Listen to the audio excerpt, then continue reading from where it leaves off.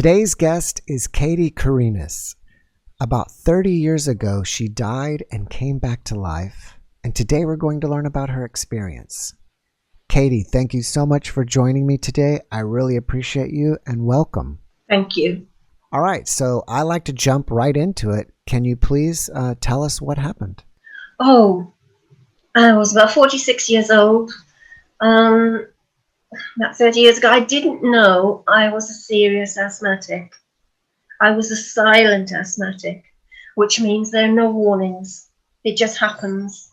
And I'd had this problem since my teens, but I'd never been diagnosed. I hadn't, because it didn't last long. It always passed, Jeff, so I didn't do anything about it except that my mother was a retired state registered nurse. And one day I asked her about it because very often I would have these episodes at night and I would leave my body, float up to the ceiling, look back at my body, and then I'd be back in it again. That happened a lot. And my mother said, "Oh, don't worry about it. You're probably anemic. I'll get you some iron tablets and some vitamin C, because the vitamin C helps the iron to work." That didn't work. But as I got older, it didn't happen so much, so I didn't bother too much about it. And then I'd come back from the Mediterranean and waited to go home. And it was dawn. I was listening to the dawn chorus because I'd woken up early because I was excited to get home. And my partner lay at the side of me, was fast asleep. And I really would have liked a coffee, but I didn't want to disturb him. I getting out of bed and going downstairs. So I just lay there thinking about the vacation we'd had and everything and going home. Quite happily, ruminating over everything. And then I felt the tightness in my chest and the difficulty breathing. And I thought, oh, here we go again. And I thought, well, okay, I'll just stay still and it'll pass. And I lay there for a while. But it didn't pass. It just got worse. And then it felt as if a truck or a train had landed on my chest. It was awful. I couldn't breathe. And the pain was terrible. Next moment, you never guess, I catapulted out of my body. Shoom. And then I was to the right of my body, looking down over it, utterly confused. But all the pain had gone and everything. And I was utterly fascinated with my own body down there. And I seemed to be staring at it for a long time. And I felt sorry for it. And then I realized I was dead. I realized it was just a shell. But I was alive. I was still me. That was amazing. But I felt weird. And then I got bored looking at it. And I thought, gosh, what's happening to me now? What's going to happen? I was a bit concerned. And then to the left of me, in the corner of the room, I saw a grey dark mist. And I thought, ooh, what was that? I was aware of everything in the room, not in detail, but then this mist appeared, like a blob of mist, and I thought, oh, what's that? And as I thought that, it pulled me into it. And sort of sucked me into it. And then I found myself in a dark tunnel. But it wasn't nasty, it wasn't scary. The darkness was comforting. It was nice. And I stayed there for a short while, fascinated. And then I shot into a vortex like thing. And I had my arms outstretched in front of me. and I was flying through it at terrific speed. But I didn't decide to put my arms out in front of me. My trajectory wasn't even my doing. And I could see at the end of this vortex, which seemed to go on for thousands of miles, was a tiny white light. And as I focused on it, and as I travelled, it got lighter and it got bigger and bigger and lighter. And my vortex was awesome. It enveloped me, surrounded me in a sort of a golden light. But the light turned into colours and changed colours, but pastel colours, not overwhelming colours. And they changed within the golden light, within the vortex, as I kept travelling. And I thought, oh, I like this. This is nice. It was exciting. And I knew my destination was that white light at the end of the vortex. But I was in no hurry to reach it because I was enjoying myself. It was exciting. It was pain-free. And I was still me, very much me. And after a long while, somebody joined alongside me. A being joined alongside me and spoke to me telepathically with a voice into my head. And it said to me, your body is indeed dead, but you are safe. And I thought, well, I know my body's dead. I know I'm safe. I'm all right, thank you. And we continued together with my escort. But the voice of my escort, I call it my guardian angel, was the voice, beautiful voice, of either my late grandfather or one of his sons, my late uncles. Their voices were very similar, and I loved them all. But of course, by the time I was adult, they were dead, you know. I love my grandfather. I think it might have been more my grandfather. But I couldn't see him. But I knew he was at the side of me. But thinking about it, I was zooming very fast with my arms outstretched. And all I was concentrating on was that white light. And he escorted me for a long, long while. And then I thought of my two grown-up children. One of them was hovering about. And I'd forgotten about them. But then I had been on vacation, which did frequently, so we did have times apart, you know. So I suppose that was understandable. But as I remembered my daughter, and as I was still travelling, at the same time, I became part of her consciousness. I became part of my daughter's mind. And it wasn't scary. It was absolutely beautiful. And Jeff, I didn't know. I didn't know she loved me so much. And it was lovely. And I wanted to stay with her. But I knew I couldn't. And I told her I loved her. And I said my goodbyes. And I said, it's only for this time, you know. We will be together when it's your time. Because I knew all this. I knew lots of things as I was travelling. I've forgotten most of them now because I think the portal of your brain, when you come back into the biological body, it's shut off, you know. Although I think a part of it is still open because I've had so many experiences. So many. Met my first husband before I even met him physically. Unbelievable. So I said goodbye to her and I carried on travelling. And then I thought of my son and I became part of his consciousness. Oh, it was wonderful. And told him I loved him and I had to leave him. I said my goodbyes. That was awful. That was heartbreaking. Travelled on a long, long way with my escorting, I call, guardian angel relative. And it was wonderful. I was enjoying everything. And as I got closer to the white light, my vortex became transparent. And I could see the universe. It was so exciting. And then I reached the end of my vortex. I reached the edge of it. And you'll never guess what I saw.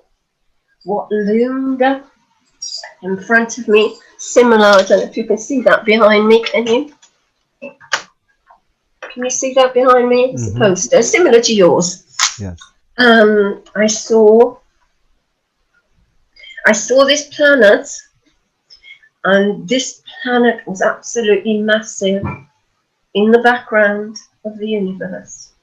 No, the universe was in the background.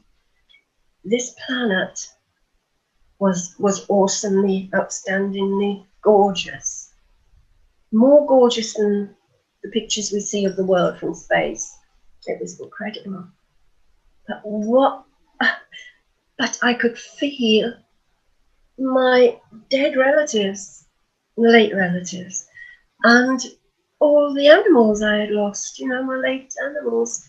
And they were delighted and waiting for me to cross from my vortex to that planet which I regard as heaven, what we call heaven.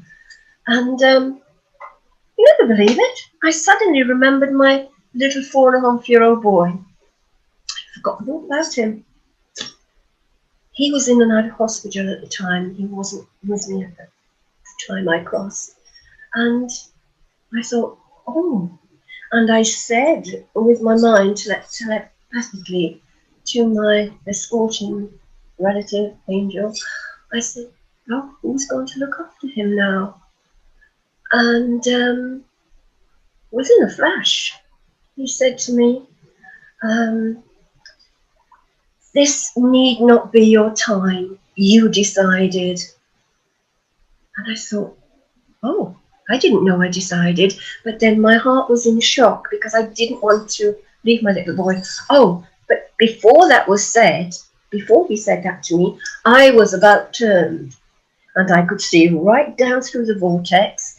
I could see through the dark tunnel. And who was standing there? I could see my little boy. And he was sobbing his heart out for his mum, for me. And that sent shockwaves through me. And then, of course, I was told, this need not be your time, you decided. And I thought, I don't want to go back. I didn't know I decided, but on the other hand, I knew I couldn't leave him. He was a very sick child. He's robust and everything now. He's in his 30s, which is a miracle in itself. And then I was about turned again because I had, after seeing him, I was looking at the beautiful planet, and as soon as I was told, this need not be your time, you decided, I was about turned again and speeding backwards through that vortex and then through the tunnel. And as I went through the tunnel, it became dark, but this time it wasn't comforting. It wasn't nice. I didn't like it, and I panicked a bit. But while I was panicking, pretty quickly I was through it, and then back in my body. And my body took a breath, and then it breathed beautifully, and it's breathed ever since, obviously. But I was so happy. I was over the moon. I wanted to tell everybody, we actually go on. It's true. We don't die. We actually go on. But you see, I was so excited, so happy. I wanted to tell the world because I had been brought up strict Presbyterian. And we believe, I was taught that once the body's dead, it's dead. It waits in the grave for Jesus to return with his angels. After 1,000 years of being in the grave, he would return with his angels and resurrect me. Nothing like that happened. And I'd studied this theology for 5 years, but nothing like that happened. As Jesus said when he was on the cross to Barabbas, this day thou shalt be with me in paradise. Well, that's where I was. Immediately, my spirit left my body. I was in paradise. To me, it was paradise. It was wonderful. So, yes, that's it. So I don't want to theorize lots of things around my experience. I just want people to know about my experience, what happened, and the fact that we go on. Mm-hmm. That's my story. Thank you for sharing that. Thank you for listening. What? When you communicated with your daughter and your son, once you came back, did they acknowledge that communication that they had with you? Or it was No, they do not know to this day. They don't know. It was dawn. We were both asleep. Mm-hmm. They don't know. When you saw that planet, do you think that it was not Earth? And if not, it didn't seem like Earth. No. Interesting. Do you have any idea what planet that was?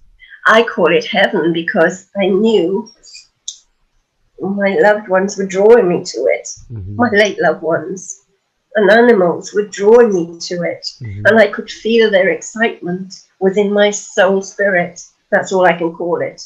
Whatever we are when we leave our body, whether it's soul or spirit, that's the name we've given it, isn't it? Yeah. Did you say that you were adopted? Oh, no. Adopted, no. Oh, okay. I must have misheard you. No. Well, that's a story in itself, but I'm not adopted. I was brought up with my real mother, but the mother on my birth certificate, I don't know why you said that, is not my mother. So how have you changed since your experience? Oh, changed. Oh, gosh, enormously. Changed my life, changed the life of my children. I'm so proud of the things I've done. Before I had that experience, I could not have spoken to you like this. I couldn't talk to people. I'd had a very abusive childhood, and not my mother's fault, and not my maternal family's fault. I had an abusive alcoholic father.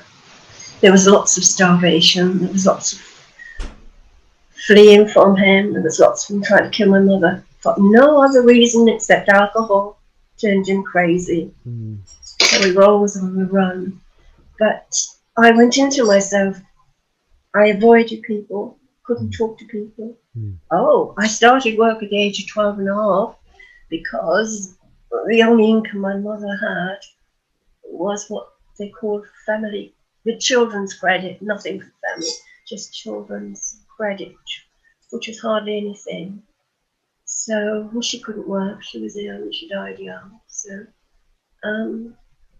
although I was dealing with people, hundreds of people in a day, I couldn't talk on a one-to-one level with them. But my dying experience changed all that. It gave me confidence, gave me courage, because I'd been brought up in such a religious environment, and yet it was so abusive. And my mother was wonderful, but she was a control freak. But we're all here to learn lessons, apparently, and I feel that's true. Oh, I hear about people, they say they had a life review. I didn't have that. And there was lots of opportunity. I could have had one because I was in that vortex surrounded by this loving, golden, pastel-coloured vortex that kept changing colours within the goldenness, if you know what I mean. And I would have said I was doing that for a couple of days, but it could have only been, half a minute or so. Do you think that you saw colors that you can't see here on Earth? Yes. I can't create those colors. I love to paint and things like that, but I can't create them. Yes. But also, my life changed tremendously because it gave me the courage to get away from my partner, who was a real big control freak. So that happened, although it broke my heart because I did adore him. but life wasn't easy, you know. It gave me the courage. I went out there, I faced the world, and gave myself and my children a better life. But not long after that happened, oh, well, I was escorting 100 children with 4 other teachers. I'm not a teacher. I was just a teacher's assistant to France. But the night before, I'd hurt the edge of a gas pipe as I was crossing the room. Turned off gas pipe, not functioning, but it went into my ankle. My ankle swelled up, and I thought, well, it's too late now to get somebody to go instead of me. So I thought, well, I'll keep it up, and overnight, by resting it, it'll probably go down. And it did. But by the end of that day, it was a day trip. At the end of that day, it was swelling, really swollen. Oh, and the children were so good. They were looking after me. They were so attentive. But I got home, and my daughter was going to look after my little boy. So I decided to spend the night with my daughter's house. And it got so bad. I was crawling to the loo, which woke my daughter and son up, and they wanted to know what I was doing. And so the next morning they took me to the hospital, and I'd torn a tendon. But I got to my own home that evening, and I couldn't get up the stairs, so I slept on the settee downstairs. And I awoke about 5 o'clock in the morning, and I thought, at the end of my settee, I thought, oh, what's going on there? And my late mother was standing there. Oh gosh. She died in her early 50s, and I loved her very much. And she was standing there, but she was standing between the settee, the back of the settee, and the wall. And the back of the settee was flush to the wall, so there was no way she could have been standing there, but she was there. And her arms were lifting through my leg. Her arms were going through my leg. And I watched her doing this, and the penny dropped.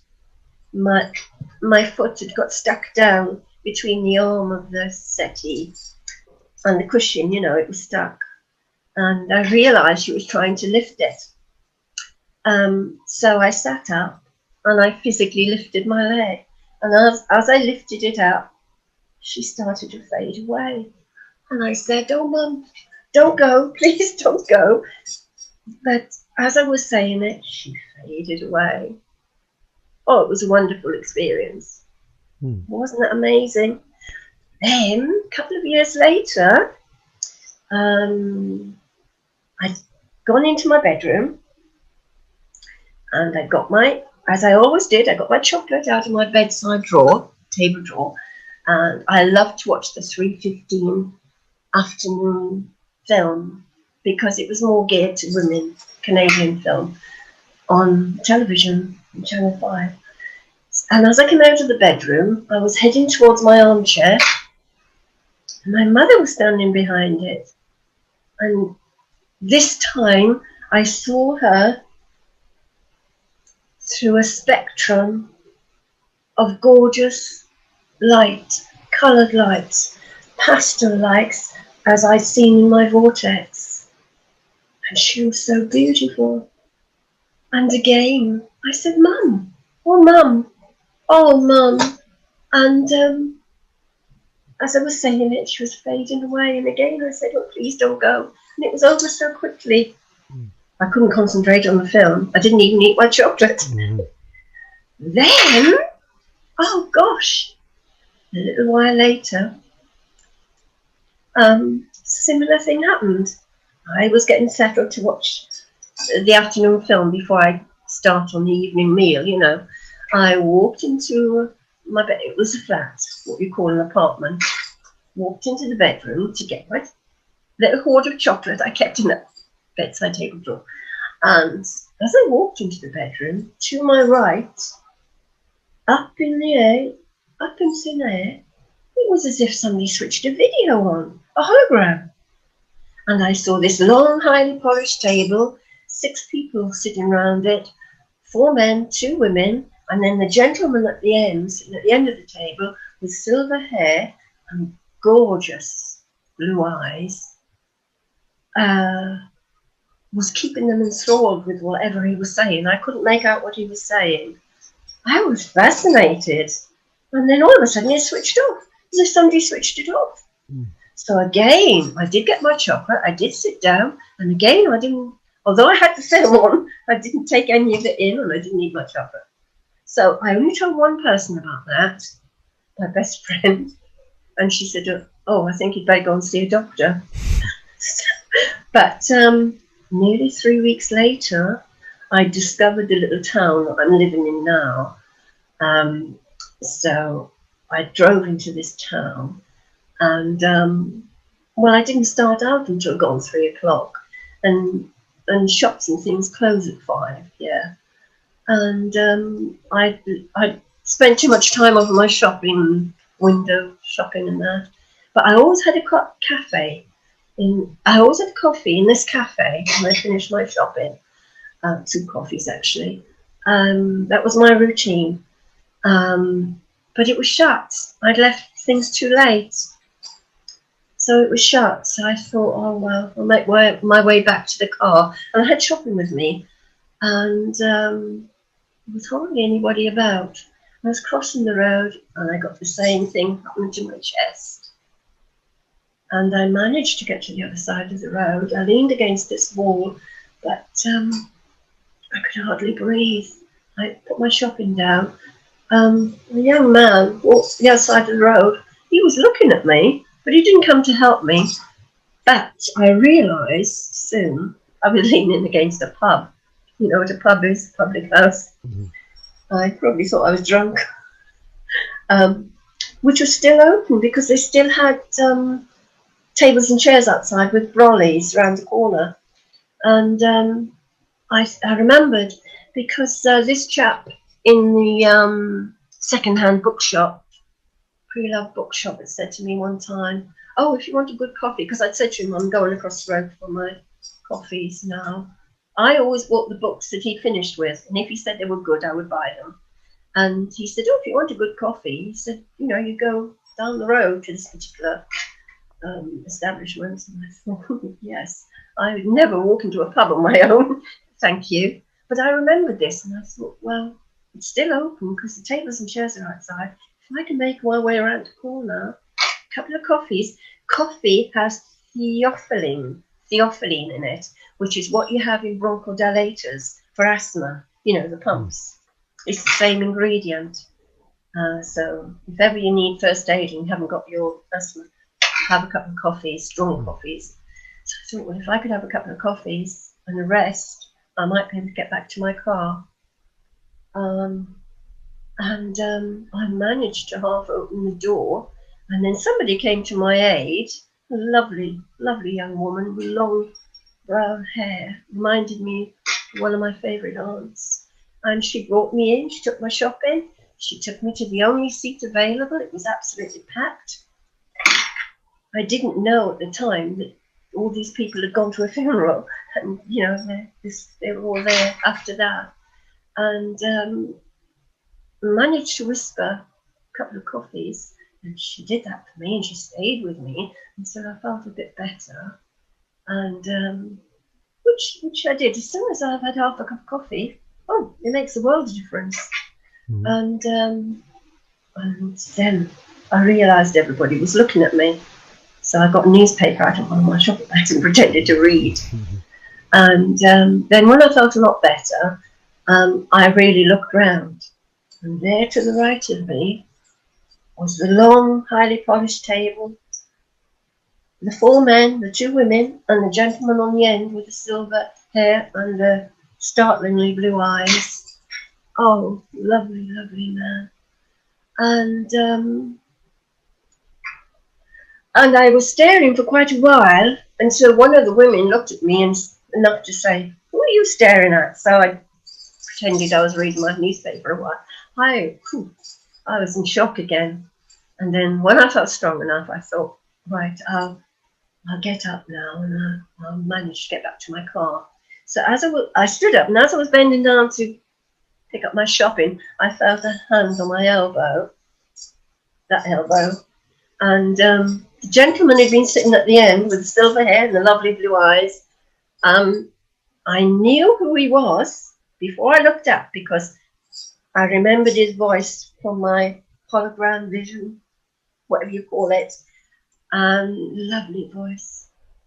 And he asked if he could help me to the door with my shopping, because he'd noticed I didn't seem well when I was coming in. So I just nodded in agreement. He didn't just help me to the door with my shopping, he helped me to my car. Mm-hmm. And he talked all the way. I loved it. I could have stayed with him forever. But I had a little dog in my car as well. And we arranged to meet a couple of days later. Well, he became my husband. We were only together 3 years because he died. Those 3 years were happy. So happy. So happy. Oh, lovely. But I've had other experiences like that, astonishing experiences. I know I've got a guardian angel, and I believe it's my grandfather who was escorting me through my vortex. After your experience, do you fear death anymore? Oh, absolutely not. I can't wait. I can't wait. I don't want to leave I've got a wonderful family, and they need me, and I don't want to leave them physically. I know I will not be leaving them, really. I don't know what the word is for it, spirit or whatever. I know I'll be with them until it's their time. But I can't wait to get back in that vortex. I can't wait to make the transition from the edge of the vortex into that, what I think is called heaven, that planet. I can't wait to feel my escorting guardian angel and to feel the love that I felt in that vortex. I'm grieving for it. I want to go home. It felt like I was going home. Right. After your experience, did you feel like you were lonely or homesick? I feel as if I don't belong here. I feel I'm just biding time because I'm waiting all the time to go home. But I don't want to leave either. Right. I've got a good life here. You know, I'm old. I'm very, very ill most of the time. You know, I have my bouts. I've had lots of operations and things in my life. But I'm still here. And every time I think, oh, I can't go on anymore, you know, then I wake up and I feel, oh, I'm different today. What do you think inspires you most about the experience? Knowing that we all go on. That, I mean, although I was steeped in religiosity, and my faith is that, you know, we'll be resurrected. I mean, it was just a faith, you know, it was just a belief. It's completely different to knowing. Absolutely different. I know that this isn't the only life we live. We do go on. Not just us, the animals go on. Is this experience like a memory that is fading over time? No. Or it never fades? It's as if it just happened this morning. Wow. It's as if it's only just happened. It's never left me. It's with me every day. It's with me all the time. Is it like it's inescapable? It's inescapable, but I don't want to be escaped. I don't want to escape from it. You know, it was. See, it's very difficult to explain it all. I haven't got the words. It was wonderful. Do you have any after effects from it that you have to manage? After effects? Well, yes. Oh, yes, of course. I can't take violence on the screen anymore. I can't watch any violence on the screen. I can't tolerate lack of truth. It hurts me. I'm no angel. I've made mistakes even since I've come back. One which I really regret. And I'm always standing up for other people. It's been my problem since I was little. I can't stand up for myself. No way. But if I see injustice done to others, oh dear. Yes. Yes, so I'm no angel, but despite that, I know I'm loved. I know I'm cared for. I know I'll be looked after when I next go into my vortex. Mm. And our animals are there. And another thing that happened to me, I was at this seminar in this little town I'm in now one afternoon, and I was so engrossed in what the speaker was saying. And then all of a sudden, something caught my eye at his feet. And it was my late dog, one of my late dogs, I hadn't seen for it died 27 years previously. And she was running around his feet. I was absolutely astonished, and she looked as real as you look there. And a coat was glossy and a little white ruff at her throat. And I was over the moon. I couldn't believe it, because a few weeks later I'd been grieving because I'd allowed my ex to have her put down. I think he just wanted her put down because he was jealous. He was that sort of person. And I'd grieved. And I'd been upset a few weeks later. I was missing her. And then that happened. And I was watching her for ages. And I felt that my guardian angel, God, whatever you want to call it, had heard my grief and sent that to comfort me. But as I watched her running around his feet, she gradually faded and faded, and she was gone. And then I looked around at everybody, and everybody seemed oblivious. Obviously only I had seen her. But that's not the only thing that happened to me. I think, or when I used to leave my body, before the big one, those out-of-body experiences, I'd opened a vortex in my brain, not a vortex, what would you call it? I'd opened something up in my brain because my ex and I were in dire trouble because my mother had thrown us out because of his bad temper. Or thrown him out, but he was my husband, so I went with him. And we were stranded, we had nowhere to go. It was getting dark, pouring with rain. And this relative had always said, if you want to settle in this area, you come stay with us anytime, you just come. So we decided we'd do that when we got there. She changed her mind. And she made some excuse, so we had nowhere to go.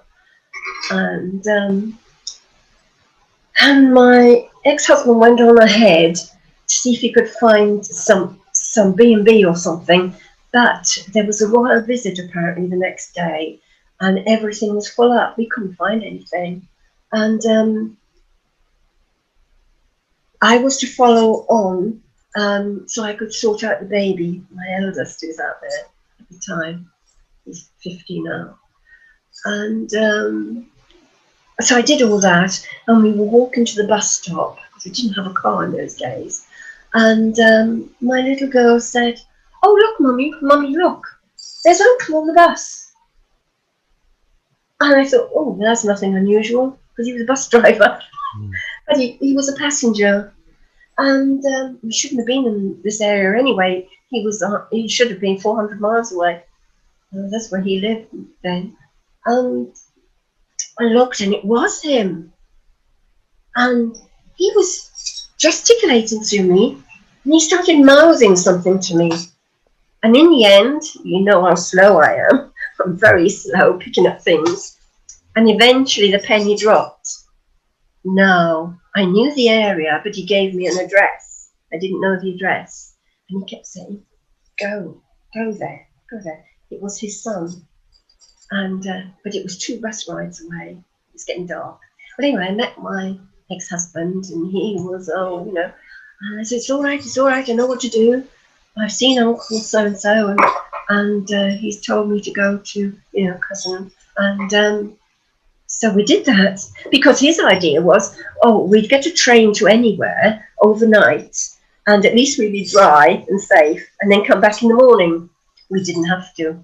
I mean, we had the money to buy another house, but you know, you have to choose one and all that carry on, don't you? And well, got to this relative's house. We were soaking wet, and his wife opened the door. Oh, and she welcomed us in with open arms, and I didn't really know her. We stayed there 6 months. Wow. And so I think even before I had my real dying returning experience, I think the outer body experiences had opened sort of a portal in my brain. Yeah, But I don't get anything for anybody else. I only get help for myself. And I can't do mediumship or anything like that. But then I've never tried. But I do get lots of premonitions. Yeah, I was wondering that if something had changed in you where you were able to see other beings from the other side or something. Well, most of my relatives, uncles, aunts, family, cousins, they've all passed on now because, you know, I'm 76 now. But most of them come to me and I see them either when they're crossing dying or soon afterwards. Normally I see them when they die, lots of them. And I've got used to it now. And I just say, oh, okay, God bless. Lovely. It's a lovely feeling. It's wonderful, wonderful. But one or two I don't see, I just feel them. And it's always to the left of me. I feel their presence. And it's really strange, Jeff. You and I, every person on the planet, we all have a different energy. And I can feel, without the couple that I haven't seen in front of me, I can feel their energy and I know exactly who it is. Oh, some friends as well. Yes, late friends as well. But I think most of them are gone now. The only one left. All right, well, let's change gears here.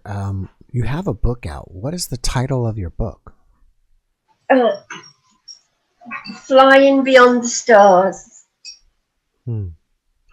Is that available on Amazon?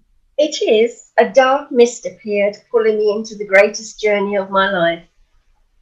Kady Karinas. Traveling past the stars brought me to an overwhelming, amazing culmination of my journeying. Do you have any projects that you're working on that you want Yes, to know about? I've almost finished another one. Oh, really? What is this book about? Because it's called Dear John, but never a Dear John. Because in 2019, on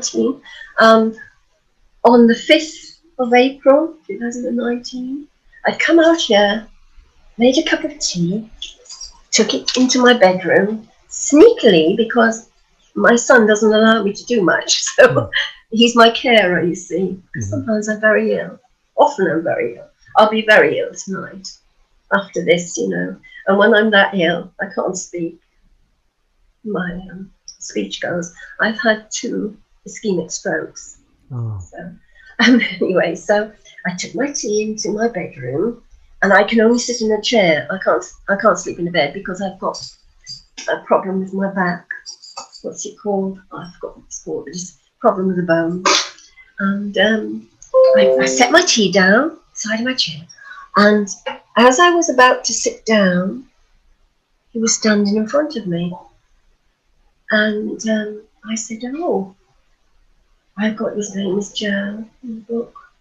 And I said, oh, Joe. And as I said that, he came right through my body. And it wasn't scary, Jeff.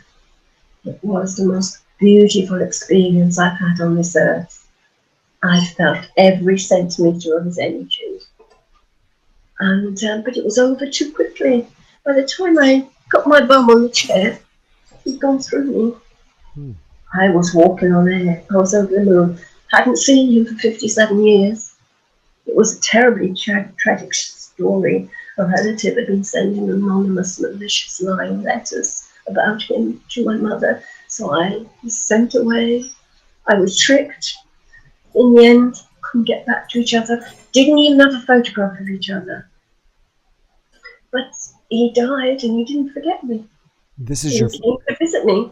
this is your father? No, it was someone I wanted to marry. Oh, okay. Not my father. Hmm. Although I love my father, he was an abusive alcoholic. He's been dead decades. Hmm. Yes. Do you have a website? Oh, I do, but I haven't. It's hard for me to do things. I've forgotten what it's called now, but yes, well, I will set it up and everything. At the moment, it's just a book Hmm. Are on you on Amazon. Are you on Facebook? And if so, Yes, yes. if Kady Karinas. if people like message you and stuff, do you respond to people, or are you more? Yes, Okay. yes. And I put a lot about my experience on there. The same things I've told you, Hmm. because I just want people to know that we do go on. This isn't the only life we live. Well, before we wrap it up here, is there one last message that you can share with the audience? Yes, this isn't the only life we live. We do go on. Hmm. The only thing that's required of us in this life is that we enjoy it and be kind to everything else. Hmm. That's all that's required. You don't need bended knee worship. You don't need to go to church, although I love churches. You don't need all of that. You don't need any of that. All you need is to enjoy what you can and be kind to everything else. That's all that's required. Hmm. And that's not easy, being kind to everything, because sometimes people are very bad to us. But we mustn't go down to their level, must we? Right. And that's hard, very hard. And that's the only test I think we've got. All right, Kady. Well, I appreciate that message, and I appreciate you. I'm thankful that you're willing to come on my podcast. You're very appreciated as well. Yes, well, that's a difficult word for me. You're appreciated as well because you've given me a platform to tell people that we really do go on. Hmm. It's not a lie. You don't need faith. It's a fact. We go on. All right. Well, thank you very much, and have a great evening. And you. And bless you. And thank you. Thank you. And Bye, Jeff. God bless you, and bye-bye. Bye, everybody. Thanks for watching the Jeff Mara podcast. I really appreciate you. Another way to show support is through YouTube memberships. And if you do, there are loyalty badges and other perks depending on your level of membership. All you need to do is click the join button underneath the video to find out more. Thank you for your support.